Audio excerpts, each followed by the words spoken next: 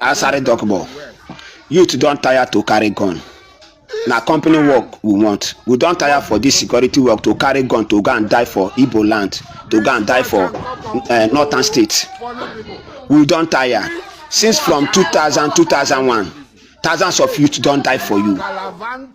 Now again, 2003, 2004, 2024, 2023, you don't come again, say you don't collect contract for government.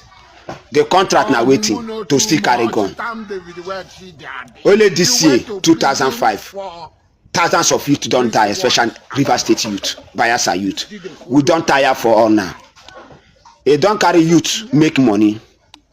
They don't monetize thousands of youth life. Many don't die. The people will die 2003, 2004, 2005, 7.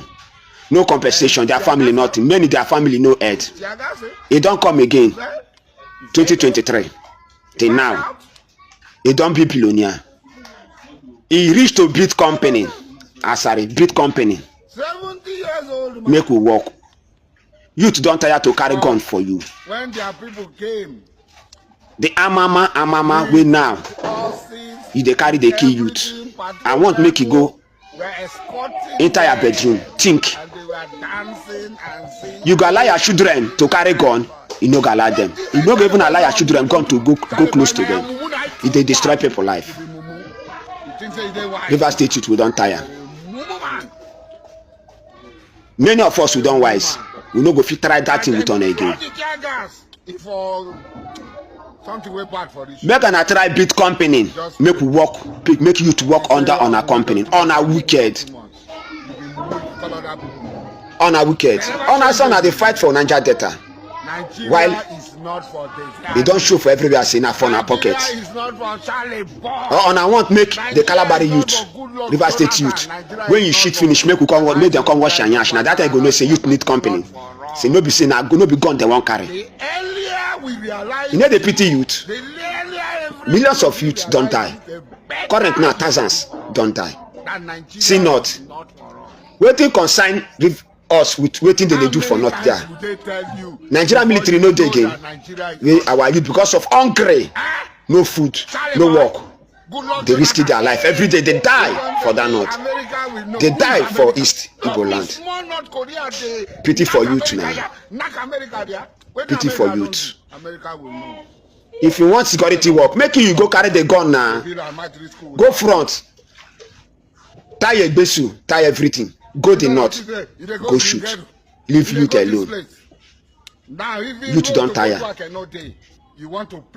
Now, when you kill the youth, then finish. Now you go no say yes, you go rest.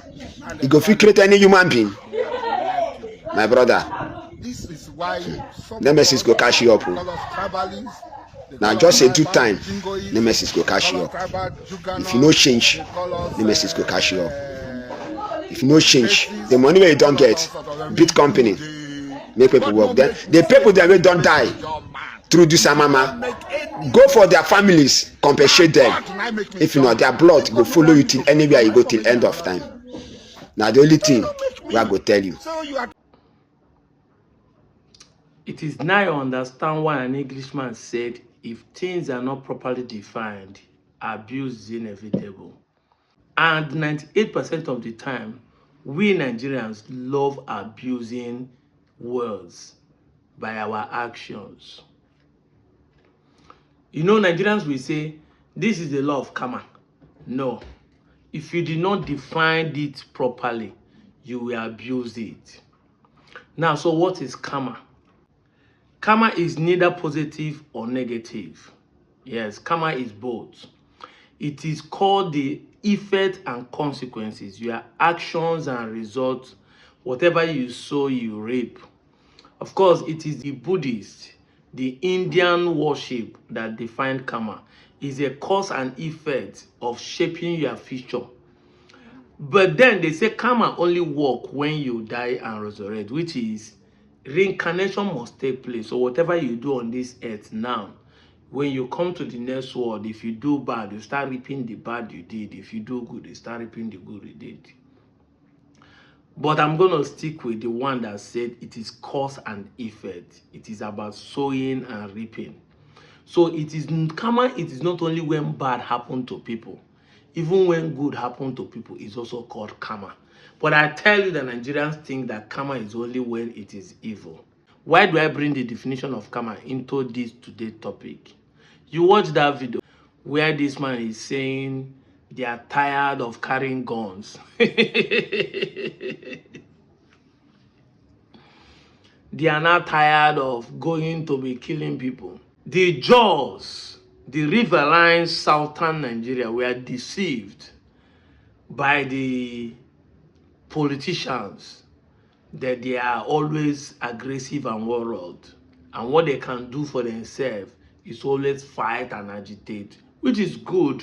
When they were agitating for resource control, or when they're agitating for infrastructural development in their place, it's good. But they made them believe that it must be in this way. And they have not at any time used dialogue, used brain to seek and get what they want, even using political means to get what they want, because political means that you're using the legal way to go about it. So every time their leaders are always negotiating with government, and they equip themselves with arms to fight and kill themselves. So this is the problem they have in the 21st century. Thank God that some of them eyes are beginning to open to know that this is not supposed to continue like this. We can't constantly be fighting. We can't constantly be carrying arms. You are the owners of the crude oil. You are the owners of the mineral resources in Nigeria. But all they can give to you is to carry arm and defend pipelines.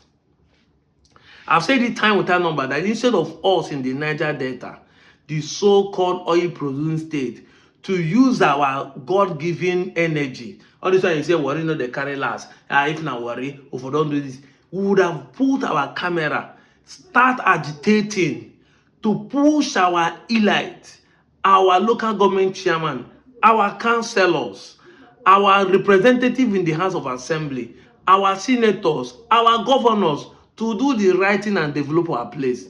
But all some of us do is either we are fighting tribal war, trying to say that Ijaw land own this, or trying to claim people's lands and history, or we are in the forest picking arms to fight against government, thinking that's the way to go forward. Thank God that this guy has that open, because this is not karma trying to pay you back. With all they have been doing in the Niger Delta till today, no progress. Some villages don't have a road.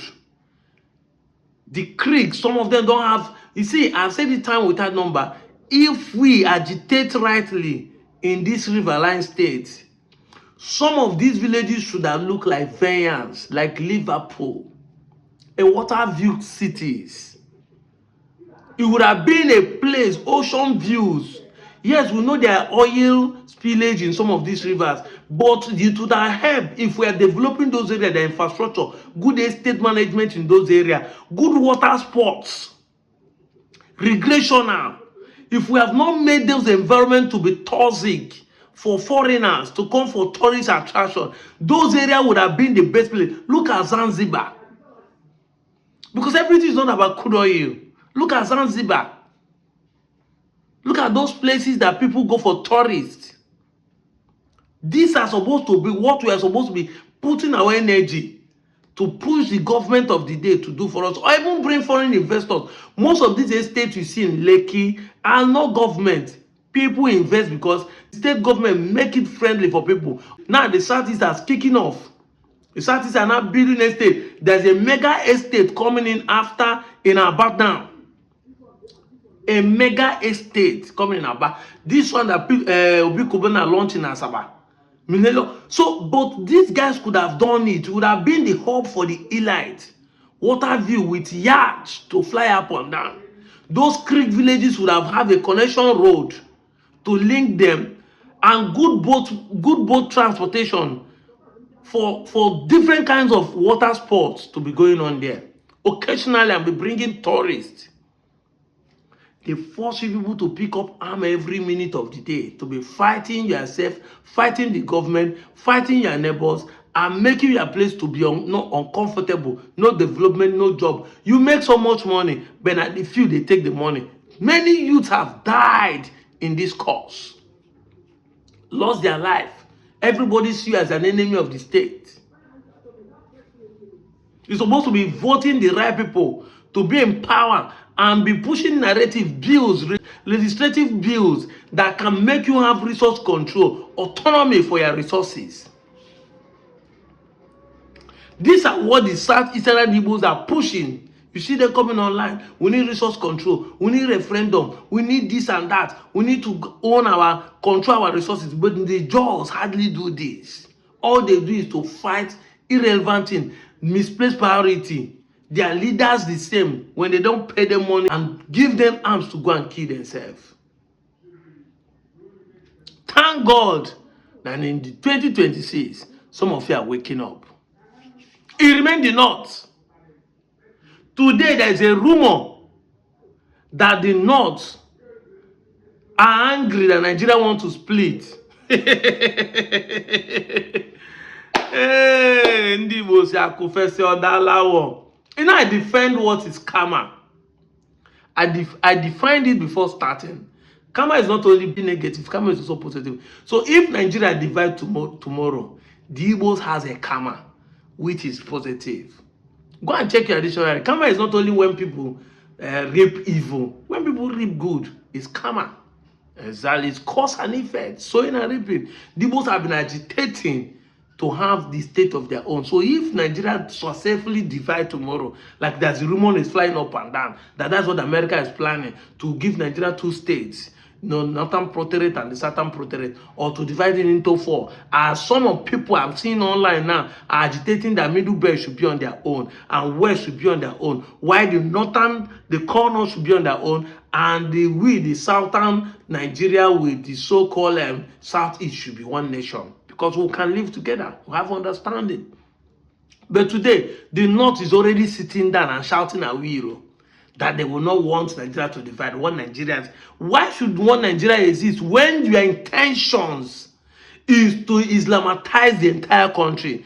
And you have never for one day cautioned your boys who are in the jungles, which they kidnap 177 people in 3 different churches in Southern Kaduna, and you want to say that Nigerian unity is sacrosanct, is non-negotiable.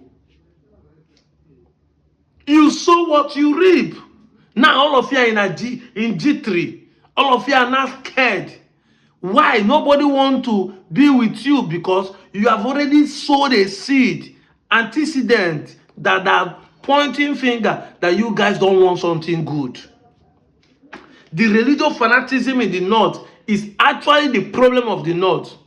Like my friend Simeon will say, if you take religious fanaticism out of the equation, we're not saying don't be a Muslim, but if you take that fanaticism, the intolerance nature of the extremists, if you take it away from the northern people, from the core north, whether it's Sokoto, Kano, or Katsina, or Zamfara, if you take it away, those are the most beautiful places you can live peacefully without any issue in this country.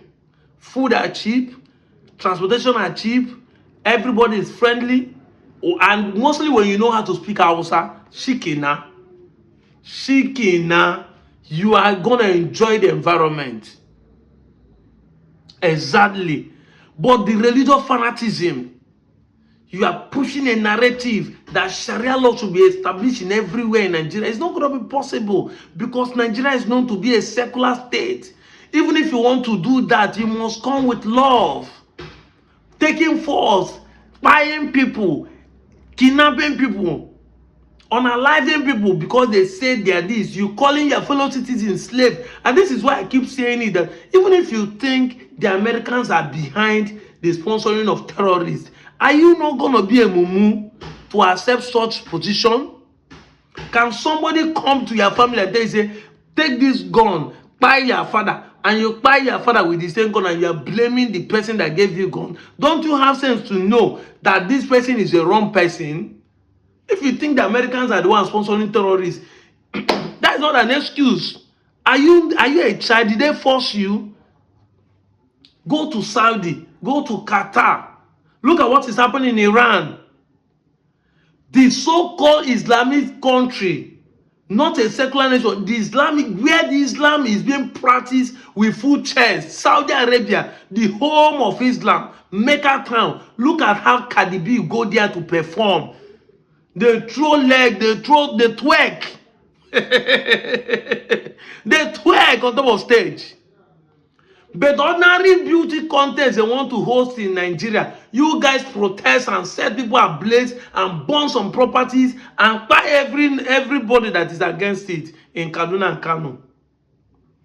These are the problem we're having. That is why now your leaders are afraid, but they are not ready to address the issue. You want Nigerian unity. You want one Nigeria, which is what everybody is clamoring for giant of Africa. Because splitting us will reduce our number, although the giant is not by size, it's by what you can perform. But they should be coming to a meeting to address the main issue. To say from today, anybody that the government should be unaliving, any Boko Haram terrorist group they see, shoot aside. Nobody should be doing repentance Boko Haram or repentance terrorist.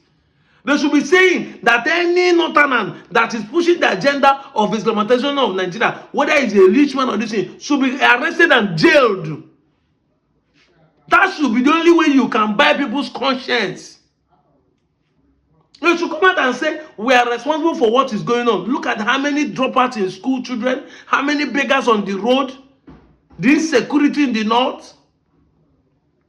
And they want to be saying Nigerian unity is sacrosanct. It's non-negotiable. You think everybody will buy into it? When you have this meeting, I said not. The Kaduna people agree with it. The Jos people agree with it. The Kogi people agree with it. The Niger people, the Nasarawa people, who are majorly Christians, do they agree with it? The Nupe, the Gwaris, the Bagis, do they agree to this? The billion people in Jos, the Adamawas, who are majorly Christians, do they agree to this? The Tarabans, do they agree with this? But few of you want to sit down and say you are speaking on behalf of the North. This is where the problem always starts from. Thank God that some of you in the North are also seeing it. Watch this video and see what this guy is saying. I think, to a large extent, we should, much as we eliminate the ones in the bush, there must be a similar treatment given to those in government. The likes of Sheikh Gumi, if the country was functional, the likes of Sheikh Gumi and Nasir El-Rufai, they should be behind bars or taken out or possibly live on exile. But unfortunately, you find a policeman standing behind a man who speaks on behalf of terrorists simply because he has some religious, pedigree or whatsoever he wishes to call it. Exactly. Your airlight in the North has been the major problem we're having in the North.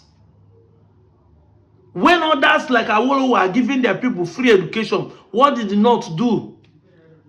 With the educational system, with the money coming, some of their leaders has oil well. Sanusi have been speaking. Turn some of the prayer places and mosques to education center. Educate these people. No, Boko Haram. Western education is a crime. It's not something you need to emulate. They want to change you. But look at the places where the Islam is being practiced, where it's coming from. Look at how developed they are. Dubai, UAE. You now be wondering, what is wrong with our kind of Islam we are practicing here? How come you are now the champion? The same thing we're having in Christianity, because we keep saying it, you know me, we talk about it. Those who bring Christianity to us are not practicing the kind of Christianity some of us are practicing here. I saw a video of a man chasing his neighbors who are Christian out of the church with the cutlass. They are disturbing his peace, doing night vigil, making noise in the night, disturbing the entire estate. You have been doing night vigil for more than 50 years. Has God answered your prayer? Is it not for you to know that it's not God that is the problem, but the government of the day? Instead of you people to come out, hold your leaders accountable, you are being brainwashed to religious sentiment, to tribal bigots. No wonder the Bible says, People perish for lack of knowledge, not be lack of prayer. Oh. If you like, you be Muslim, pray 7 times in a day. You be Christian, do 9 vigil overnight. Not be lack of prayer will make you perish. It's lack of knowledge. And that's why I say that if things are not properly defined, abuse is inevitable. We need to seek knowledge to know what is the real problem. If we truly want to solve this country's problem. But as far as many of you depend on they say, and then my people with this one, we are not going anywhere. I'm out of here, Joe.